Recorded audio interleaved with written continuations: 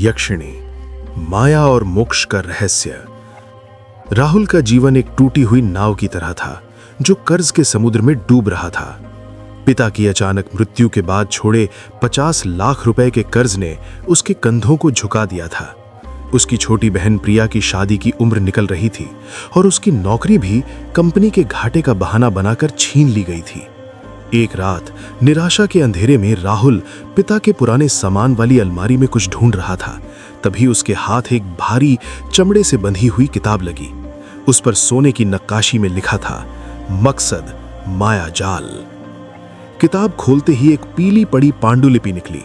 प्राचीन संस्कृत में लिखे मंत्रों के बीच एक हस्तलिखित नोट था। जो सच्चे मन से यक्षिणी को पुकारेगा वो उसकी मां बन जाएगी, बहन बन जाएगी और उसके जीवन के हर अंधेरे को प्रकाश से भर देगी।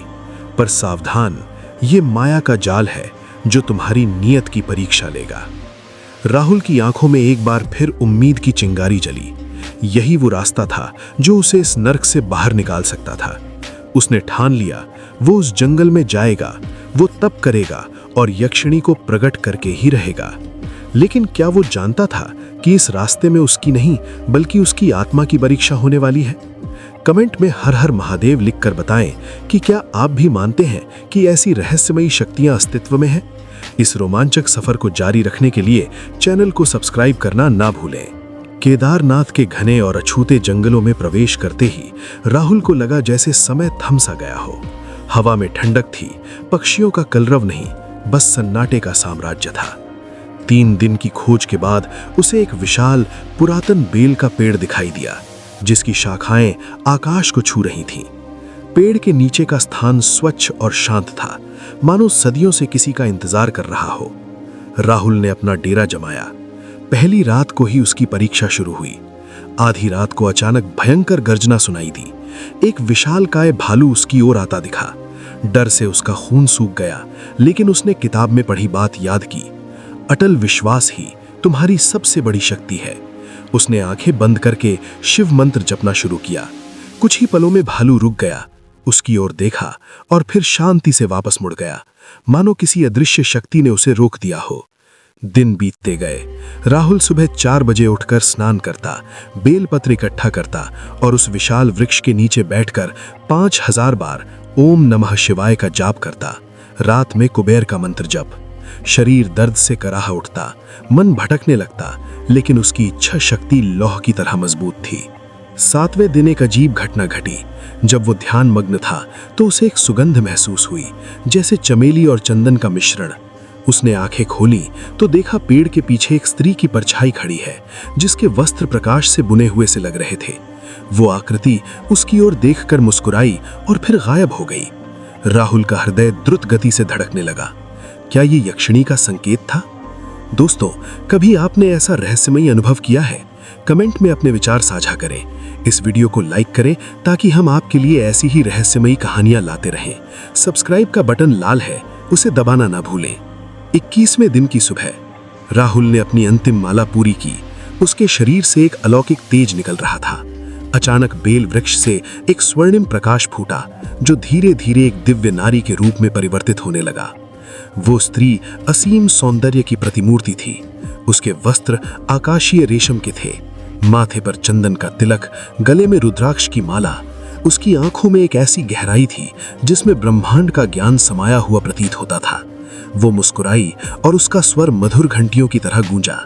उठो पुत्र, तुमने मुझे पुकारा है, मैं आ गई हूँ। मैं यक्षिणी अंबिका हूँ। तुम मुझे माँ कहो, बहन कहो, पत्नी कहो या पुत्री, जिस रूप में चाहो स्वीकार करो। राहुल आंसू भरी आंखों से बोला, माँ, मैं तो एक गरीब असहाय इंसान हूँ, मेरे पास कुछ नहीं है। यक्षिणी ने करुणा भरी दृष्टि से देखा, जो कुछ मांगोगे दूंगी, पर पहले ये बताओ, क्या तुम धन मांगोगे या धन देने वाली शक्ति? सुख मांगोगे या सुख सहने की शक्ति? संपत्ति मांगोगे या संपत्ति को त्यागने का ज्ञान? राहुल अपनी तात्कालिक पीड़ा में बोला, माँ, मुझे धन चाहिए, बहुत सारा धन। मेरे पिता का कर्ज चुकाना है, बहन की शादी करनी है। यक्षिणी की मुस्कान में एक रहस्यमयी भाव आया, तथास्तु, पर याद रखना पुत्र, मैं तुम्हें धन दूंगी, पर उसकी कीमत तुम्हारी नीयत होगी। जिस दिन तुम्हारा हृदय लालच से भर जाएगा, यही धन तुम्हारे पतन का कारण बनेगा। उसने अपना हाथ बढ़ाया और राहुल के माथे को छुआ। एक ऊर्जा की लहर उसके शरीर में दौड़ गई। क्या आपको लगता है कि राहुल ने सही इच्छा मांगी? मां की चेतावनी का क्या रहस्य था? कमेंट करके बताएं। हर नए भाग की नोटिफिकेशन पाने के लिए बेल आइकन जरूर दबाएं। शहर लौटते ही राहुल के जीवन में चमत्कार शुरू हो गए। उसे पता चला कि एक भूले हुए रिश्तेदार ने उसके नाम करोड़ों की संपत्ति छोड़ी है। उसे एक नौकरी का ऑफर मिला जिसमें वेतन उसकी कल्पना से 10 गुना था। लॉटरी का एक टिकट जो उसने बचपन में खरीदा था, अचानक करोड़ों का इनाम जीत गया। उसने एक भव्य हवेली बनवाई। प्रिया की शादी एक राज परिवार में हुई। समाज में राहुल का नाम हो गया। लेकिन धीरे धीरे लालच की जहर बूंदें उसके व्यक्तित्व में समाने लगी। वो अहंकारी, संदिग्ध और क्रूर हो गया। पुराने मित्रों को दूर ठेल दिया। एक बार जब एक गरीब भिखारी ने उसके दरवाजे पर हाथ फैलाया तो राहुल ने उसे डांट कर भगा दिया और अपने नौकर से कहा कि आइंदा इन गंदे लोगों को मेरे गेट के पास भी मत भटकने देना। उसी रात उसे एक स्वप्न आया। यक्षिणी मां आंसू बहाते हुए एक कमरे में बैठी थी जो सोने से भरा था, पर वो सोना उनके आंसुओं से काला पड़ रहा था। वो बोली, पुत्र, तुमने मेरी ममता को भूल रहे हो। ये धन तुम्हारी परीक्षा के लिए था, तुम्हारे अहंकार के भोजन के लिए नहीं। सुबह उठते ही राहुल ने देखा उसकी तिजोरी के सारे नोट असली थे, पर उन पर काले कीड़े रेंग रहे थे जो उसके हाथ में आते ही धूल में बदल जाते थे। वो चीखा, मां, मुझे माफ कर दो। दोस्तों, क्या वाकई धन इंसान को बदल देता है? आपके जीवन में क्या ऐसा कुछ हुआ है? अपनी कहानी कमेंट में साझा करें। इस वीडियो को लाइक और शेयर करें ताकि ये सीख और लोगों तक पहुंचे। आतंकित राहुल फिर उसी जंगल की ओर दौड़ा। बेल वृक्ष के नीचे वो गिर पड़ा और फूट फूट कर रोने लगा। मां, मैं भूल गया। मैं तुम्हारे पास ममता मांगने आया था और लालच लेकर चला गया। मुझे क्षमा कर दो। प्रकाश हुआ और यक्षिणी प्रकट हुई, पर इस बार उनके चेहरे पर कठोरता थी। तुमने ना सिर्फ अपना अपमान किया, बल्कि उस गरीब की उपेक्षा करके मेरी ममता का भी अपमान किया, क्योंकि हर जरूरतमंद में मैं ही छुपी बैठी हूं। राहुल ने उनके चरण पकड़ लिए। मां, सजा दो मुझे, पर छोड़ो मत। यक्षिणी का हृदय पसीज गया। उन्होंने उसे उठाया, गले लगाया। यही तो चाहती थी मैं, तुम्हारी आत्मा की जागृति। पर अब सुनो, एक बड़ा संकट तुम्हारी ओर बढ़ रहा है। काले जादू का एक तांत्रिक, काल भैरव, तुम्हारी समृद्धि की खबर सुनकर तुम्हें निशाना बनाना चाहता है। वो तुमसे यक्षिणी सिद्धि का रहस्य छीनना चाहता है। कौन है ये काल भैरव? क्या राहुल उससे लड़ पाएगा? कमेंट में हर हर महादेव लिखकर राहुल को शक्ति दें। हमारे चैनल को सब्सक्राइब करें, क्योंकि अगले भाग में है सबसे बड़ा रोमांच। काल भैरव एक ऐसा तांत्रिक जिसने अपनी शक्तियां अघोर साधना से प्राप्त की थीं। उसने अपने जासूसों के जरिए राहुल की अचानक हुई संपन्नता के बारे में सुना और रहस्य जान लिया। उसने राहुल को एक चेतावनी भेजी, यक्षिणी सिद्धि का रहस्य मुझे सौंप दो, नहीं तो तुम्हारे प्रियजनों को भुगतना पड़ेगा। राहुल ने सोचा ये सिर्फ धमकी है, लेकिन अगले ही दिन उसके बिस्तर पर एक काला कपड़ा मिला जिसमें एक टूटी हुई हड्डी और लाल कुमकुम से बना एक उल्टा स्वस्तिक बना था। उसकी बहन प्रिया ने फोन किया, भैया, मैं रात से बुखार से तप रही हूं और मुझे बार बार एक काले चेहरे वाले व्यक्ति के सपने आ रहे हैं। राहुल घबराकर यक्षिणी से प्रार्थना की। उनकी आवाज हवा में गूंजी, वो तुम्हारे घर की ऊर्जा को दूषित कर रहा है। तुरंत हनुमान चालीसा का पाठ शुरू करो और हर कोने में गौमूत्र छिड़को। मैं तुम्हारी रक्षा करूंगी, पर तुम्हें भी तैयार रहना होगा। उसका अंतिम हमला पूर्णिमा की रात को होगा। राहुल ने ऐसा ही किया। घर से नकारात्मक ऊर्जा दूर हो गई, पर वो जानता था कि यह सिर्फ टाल मटोल थी। असली युद्ध अभी बाकी था। क्या आपने कभी ऐसी नकारात्मक शक्तियों का अनुभव किया है? कमेंट में सावधानी बरतते हुए अपना अनुभव साझा करें। इस वीडियो को लाइक करें और शेयर करें ताकि ये जानकारी और लोगों तक पहुंचे। पूर्णिमा की रात, जंगल के बीच एक खुला मैदान। काल भैरव ने एक डरावना यज्ञ शुरू किया। काले कपड़े पहने, खोपड़ी की माला पहने, अग्नि में विचित्र वस्तुएं डालते हुए उसने राहुल को बुलाया था। आज या तो मुझे यक्षिणी को वश में करने का मंत्र दो या अपनी बहन की लाश ले जाओ। राहुल वहां पहुंचा। उसके साथ थी सिर्फ उसकी अटूट श्रद्धा। काल भैरव ने एक मंत्र पढ़ा और अचानक हवा में काले पंखों वाले पक्षियों का झुंड उमड़ आया जो राहुल पर हमला करने लगा। तभी एक तेज प्रकाश हुआ और यक्षिणी प्रकट हुई। उनके हाथ में एक दिव्य दीपक था जिसकी रोशनी से ही वे सभी पक्षी भस्म हो गए। काल भैरव, तूने अपनी शक्तियां दूसरों को पीड़ा देने के लिए इस्तेमाल की हैं। आज तेरा अंत है। दोनों के बीच घमासान युद्ध हुआ। अदृश्य शक्तियों का टकराव, मंत्रों की बौछार, ऊर्जा के गोले। राहुल ने देखा कि यक्षिणी मां कमजोर पड़ रही थी क्योंकि काल भैरव ने उन्हें बांधने के लिए एक विशेष तांत्रिक यंत्र बनाया था। तभी राहुल को एक आंतरिक आवाज सुनाई दी, अब तेरी बारी है, जप ओम नमः शिवाय। राहुल ने आंखें बंद करके पूरी श्रद्धा से जप शुरू किया। उसके शरीर से एक सफेद प्रकाश निकला जो सीधा यक्षिणी में समा गया। यक्षिणी की शक्ति 10 गुना बढ़ गई। कौन जीतेगा ये युद्ध? राहुल की श्रद्धा क्या यक्षिणी को जीत दिला पाएगी? अगले भाग के लिए तैयार रहें। सब्सक्राइब करना सुनिश्चित करें क्योंकि अगला भाग सबसे रोमांचक होगा। यक्षिणी ने अपनी बढ़ी हुई शक्ति से काल भैरव के यंत्र को तोड़ दिया, पर तांत्रिक ने एक आखिरी चाल चली। उसने राहुल की बहन प्रिया का पुतला जलाया और चिल्लाया, अगर तुमने मुझे मारा तो ये लड़की भी जलकर भस्म हो जाएगी। यक्षिणी रुक गई। उनकी आंखों में दर्शनीय दुविधा थी। राहुल चिल्लाया, मां उसे मार दो, मेरी बहन की चिंता मत करो। यक्षिणी ने दृढ़ स्वर में कहा, नहीं पुत्र, एक मां के रूप में मैं किसी भी बेटी को नहीं मरने दूंगी। उन्होंने काल भैरव से कहा, इस लड़की को छोड़ दो और बदले में मैं तुम्हें वो मंत्र दूंगी जिससे तुम यक्षिणी शक्ति प्राप्त कर सकते हो। काल भैरव ललचा गया। उसने प्रिया का पुतला बुझा दिया। यक्षिणी ने उसे एक मंत्र बताया, पर वो एक ऐसा मंत्र था जो उल्टा काम करता था। जैसे ही काल भैरव ने उसे बोला, उसकी अपनी ही शक्तियां उस पर हावी हो गईं और वो जलकर राख हो गया। पर यक्षिणी मां की शक्ति क्षीण हो गई थी।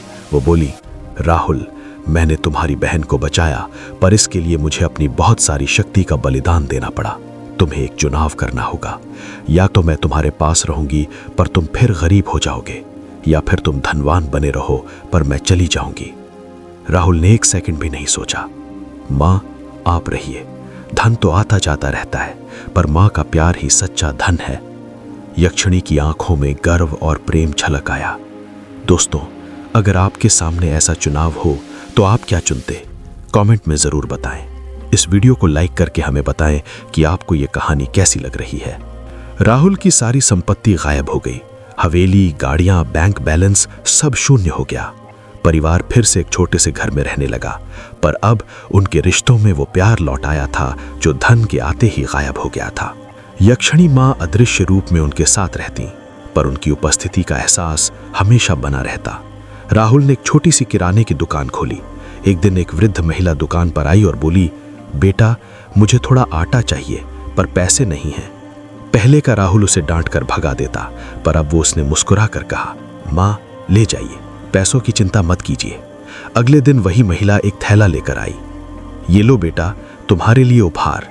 थैले में सोना चांदी नहीं बल्कि ताजे बेलपत्र थे। थैले के नीचे एक पर्ची पर लिखा था, माँ का आशीर्वाद सदैव तुम्हारे साथ है। उस दिन से राहुल की दुकान चमक उठी, ग्राहक बढ़ गए, व्यवसाय फलने फूलने लगा। पर इस बार राहुल ने संपत्ति को साधन समझा, साध्य नहीं। वो हर सोमवार शिव मंदिर जाता, गरीबों को भोजन कराता और यक्षिणी मां को याद करता। क्या सच्चा सुख सादगी में ही छुपा होता है? अपने विचार कमेंट में साझा करें। इस कहानी को अधिक लोगों तक पहुंचाने के लिए शेयर जरूर करें। वर्ष बीत गए।